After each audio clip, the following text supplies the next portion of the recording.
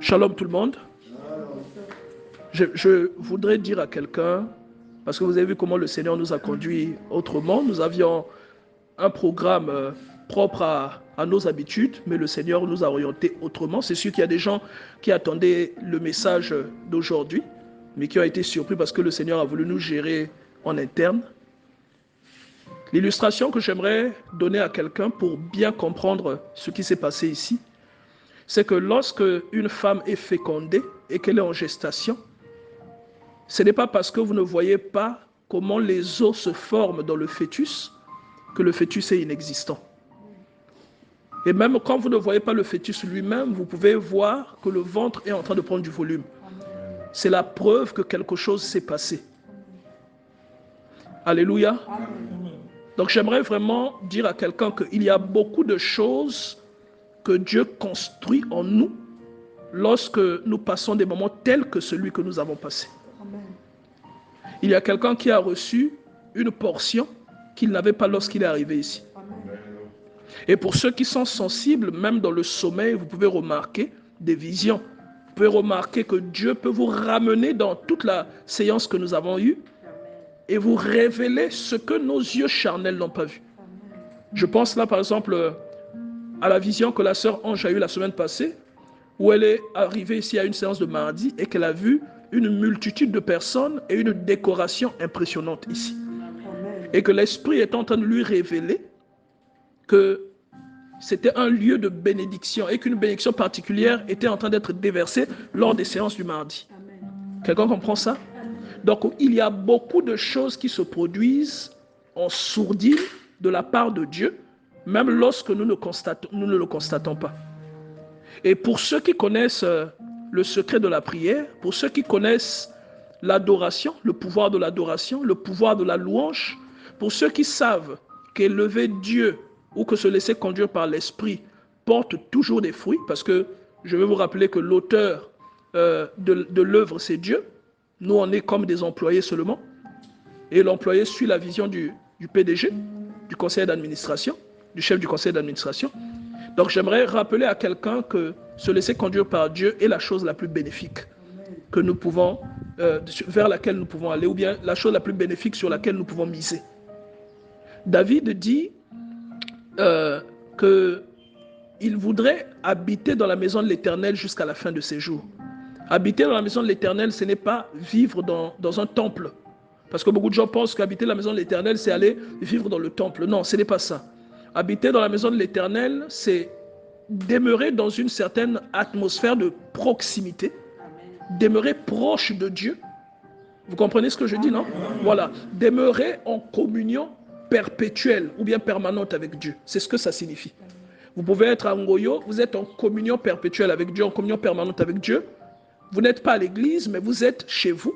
À Mbouamouchi, vous êtes chez vous. À Monkamba, vous êtes chez vous à Chimbamba. Mais vous êtes en communion avec Dieu, avec tous les adorateurs, quel que soit le lieu ou quel que soit le pays dans lequel ils se trouvent.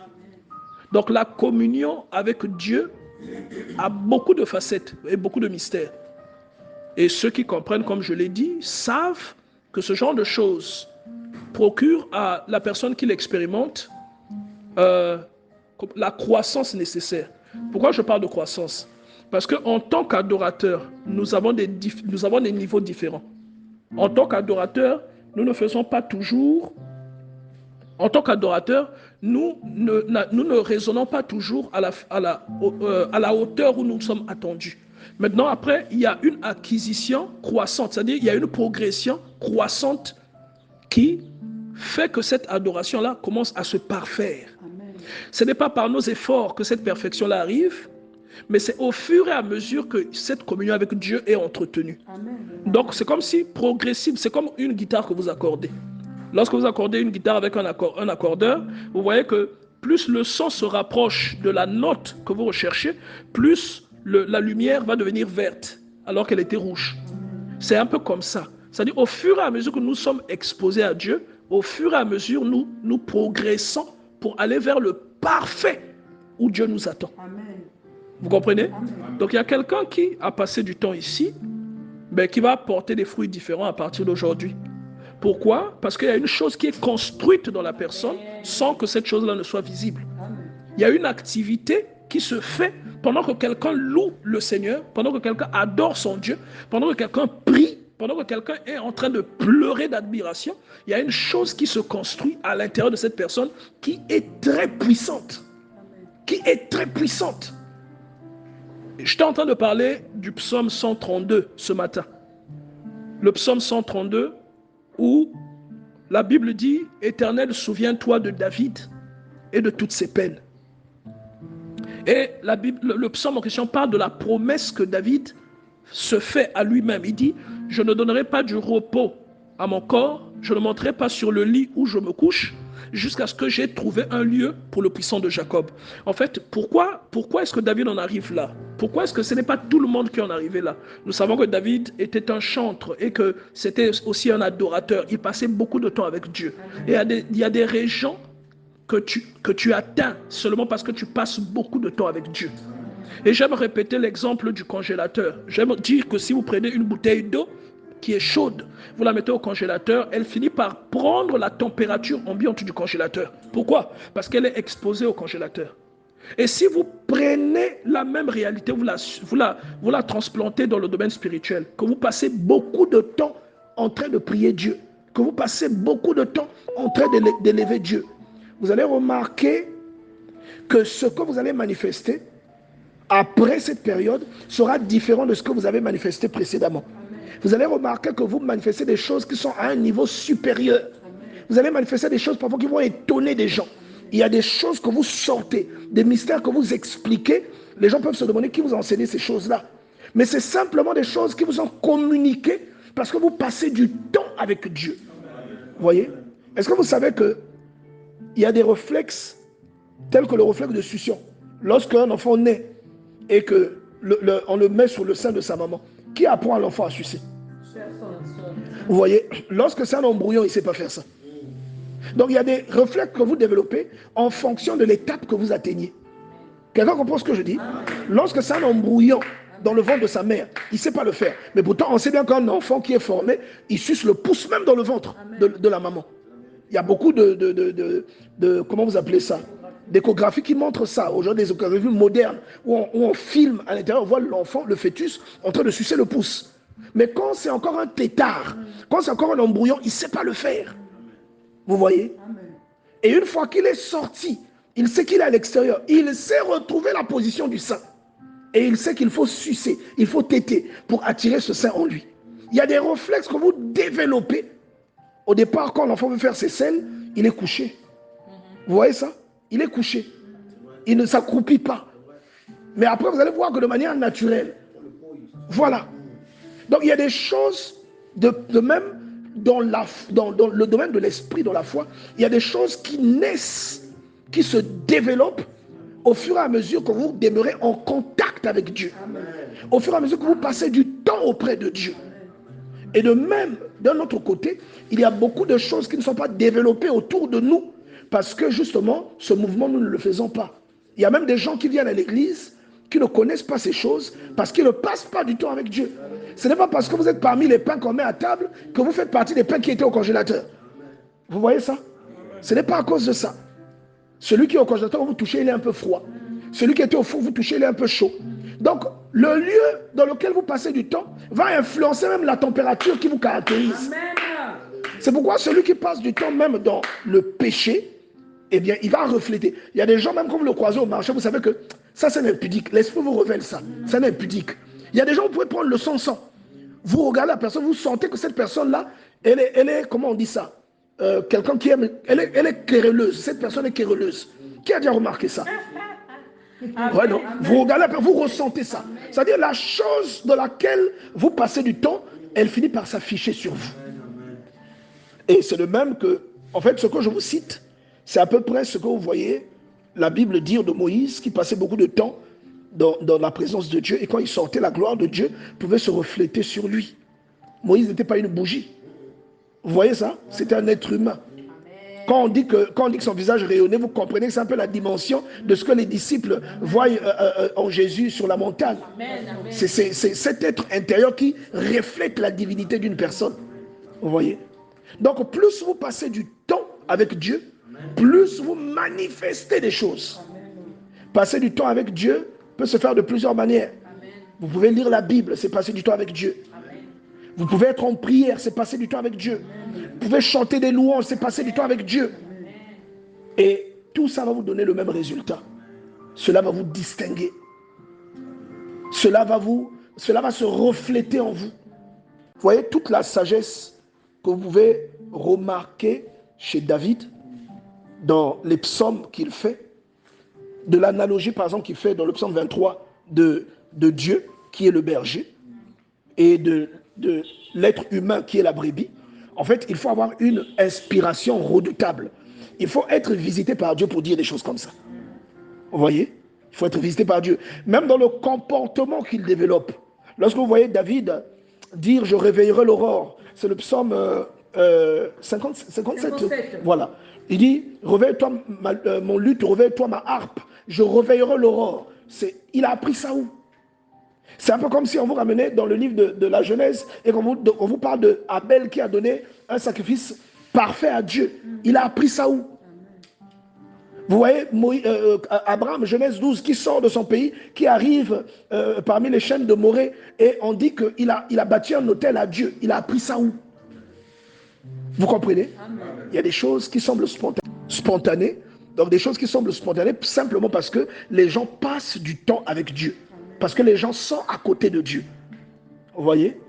Aujourd'hui, si vous prenez un enfant innocent, vous le prenez du Congo, qui est un pays francophone, vous l'emmenez en Italie, ou vous l'emmenez, je ne sais pas, en Arabie Saoudite, il parlera la langue du pays dans lequel vous l'avez déposé. Quelqu'un comprend cette analogie? Il parlera cette langue. Vous ne pouvez pas parler l'arabe, mais lui, il pourra parler l'arabe.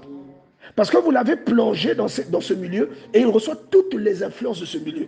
Donc autant un milieu, une ethnie peut influencer un enfant qui est encore tout petit, autant votre âme peut subir des influences de la puissance de Dieu, de la présence de Dieu, simplement à cause du temps que vous passez avec lui.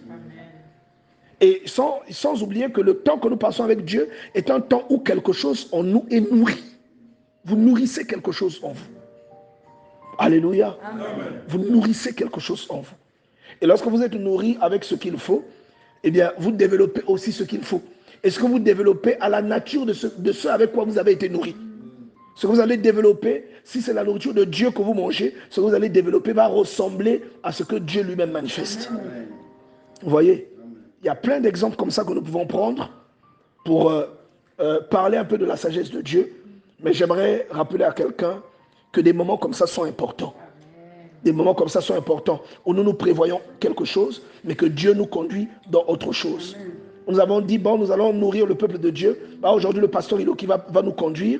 Mais lorsqu'on arrive, on commence à chanter. On n'arrive plus à s'arrêter de chanter. Et ça devient des pleurs, ça devient des acclamations, ça devient des cris de joie. Et après, on se sent rempli, on se sent boosté. Amen. J'aimerais dire à quelqu'un que le Saint-Esprit est la charge de ta vie, est la charge de ton esprit. Tout comme vous pouvez voir le téléphone que vous tenez en main aujourd'hui, sa charge vient par le courant électrique. Vous voyez ça? Et quand nous sommes déconnectés de ce dernier, quand nous attristons ce dernier, toute la charge, tous les avantages qui sont liés au fait que nous sommes un téléphone portable, par exemple, ces avantages ne peuvent pas être exploités. Pourquoi? Parce que sans la charge, le téléphone ne peut pas s'allumer. Un téléphone qui est déchargé, il vous sert à quoi? Ça devient une brique que vous transportez. Ça devient un poids inutile. Et nous avons des chrétiens, à cause de cette déconnexion, à cause de cette absence de recharge que nous allons avoir avec notre Dieu, au travers de la parole de Dieu, nous devenons comme des personnes inutiles. Le rôle que nous sommes appelés à jouer sur le lieu que Dieu nous a positionné, nous ne le jouons pas. Simplement parce que, même quand vous êtes un prédicateur, je vais vous dire une chose que j'ai dit à un prédicateur que je porte vraiment à cœur, qui se plaignait de ce qu'il n'avait plus d'inspiration. Je lui ai dit, le Seigneur Jésus, dans l'évangile de Jean, nous parle d'une source qui ne tarit jamais. Amen. Alléluia. Amen. Il nous parle d'une source qui ne tarit jamais. Il dit l'eau celui qui boira de cette eau jaillira en lui jusqu'à la vie éternelle. Elle se transformera en source. Vous comprenez ça? J'ai dit, comment se fait-il que tu as reçu l'Esprit de Dieu et tu n'as pas d'inspiration? Je lui ai dit, même si tu ne me le dis pas, je peux te dire sans me tromper que tu ne lis plus ta Bible. C'est la seule explication. Parce que ce que tu dis ne vient pas de toi. Ce que tu dis vient de Dieu. Or, ce qui vient de Dieu se trouve dans la Bible. Tu es un prédicateur. Si tu lis ce qui est écrit dans la Bible, tu auras obligatoirement des choses à dire. Obligatoirement. Mais si tu me dis que ça fait un moment que tu n'as plus de choses à dire, tu dois reconnaître que tu ne lis plus ta Bible. Et il a reconnu qu'effectivement, c'était parce qu'il ne lisait plus sa Bible. Vous voyez? C'est là que j'introduis le principe de la recharge d'un équipement électronique qui nous permet de passer des appels, qui nous permet de jouer de la musique, que l'on peut utiliser comme une torche. Ça me fait un peu penser à l'être humain qui est multifonction. Amen. Quand on peut prendre des photos, on peut l'utiliser comme appareil de stockage. Mais tant qu'il n'est pas chargé, et la charge, c'est ce que nous venons de faire. Tant qu'il n'est pas chargé, tout l'appareil, quelle que soit sa beauté, ne sert à rien. Amen. Et vous pouvez voir quelqu'un qui est beau, ou une femme qui est belle, mais qui a un comportement qui vous laisse bouche bée. Vous voyez la personne, vous dites c'est du gâchis. C'est la vérité. Simplement parce que la personne, vous pouvez même voir des gens qui sont incapables de se sortir du pétrin, de se sortir d'une situation difficile, de devenir la source de délivrance que Dieu les appelle à devenir, simplement parce que ces personnes-là n'ont pas la charge qu'il faut. Elles ne sont pas chargées. Le même exemple, on peut le prendre et l'emmener dans ce qu'on appelle le airtime, le crédit. Vous pouvez avoir un joli téléphone, même le dernier iPhone. Si vous n'avez pas de crédit, quand vous êtes en danger, est-ce que je dis la vérité ou je mens? Quand vous êtes en danger, vous resterez en danger. Si vous avez crevé dans le Mayombe et qu'il n'y a pas de voiture, que vous devez appeler une dépanneuse, si vous n'avez pas de crédit, même le plus beau des iPhones ne vous servira à rien. Amen. Et le crédit, c'est l'Esprit de Dieu. Amen. Qui peut aller saisir, amen, qui peut aller déclencher, qui peut ouvrir pour que l'opportunité arrive. Il y a des crédits téléphoniques qui déclenchent des opportunités de travail. Il y a des crédits téléphoniques qui donnent des visas. Il y a des crédits téléphoniques qui donnent des relations à long terme, des relations fructueuses. Et aujourd'hui, je veux te dire, je prends cette analogie, c'est que le Saint-Esprit de Dieu joue le même rôle dans la vie de quelqu'un. La semaine passée, je vous ai parlé de Jephthé, rejeté par les siens. Et bizarrement, il avait du crédit en lui. Parce que lorsque Israël a été attaqué, les habitants de Galaad sont allés le chercher. Ils lui ont dit, deviens notre chef. Mais les mêmes personnes l'avaient chassé. Alléluia. Amen. Donc ne sous-estime jamais le temps que tu passes avec Dieu. Ne sous-estime jamais le remplissage que Dieu peut te procurer dans le temps que tu passes avec lui. Aucune méditation. Or, David dit qu'une heure dans tes parvis est mieux que 1000 autres ailleurs. Et moi, je suis convaincu qu'on ne sort pas du parvis de Dieu tel qu'on y entre.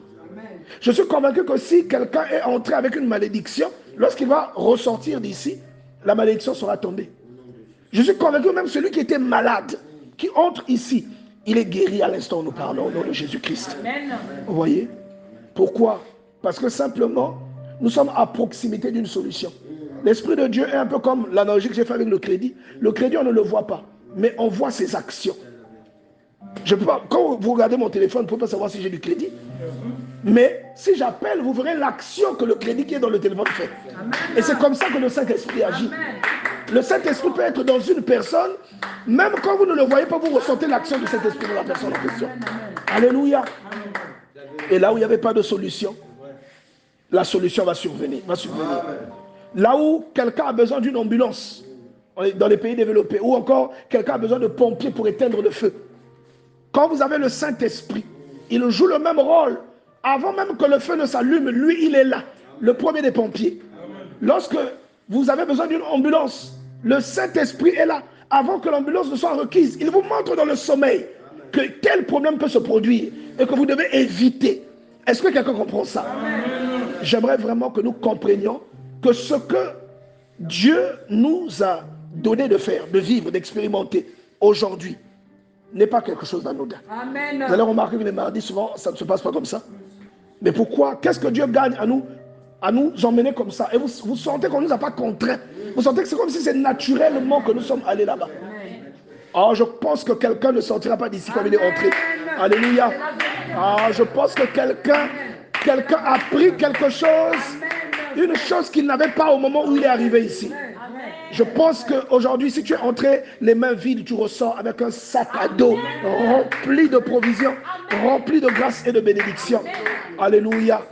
Je bénis l'Éternel, le Dieu de notre salut, le Dieu qui brûle tout ce qui n'est pas normal autour de nous, le Dieu qui a versé son sang, comme le déclare le livre d'Ésaïe, comme le déclare le livre d'Ésaïe dans le chapitre 53, qu'il a pris nos fautes et que le châtiment que nous méritions est tombé sur lui.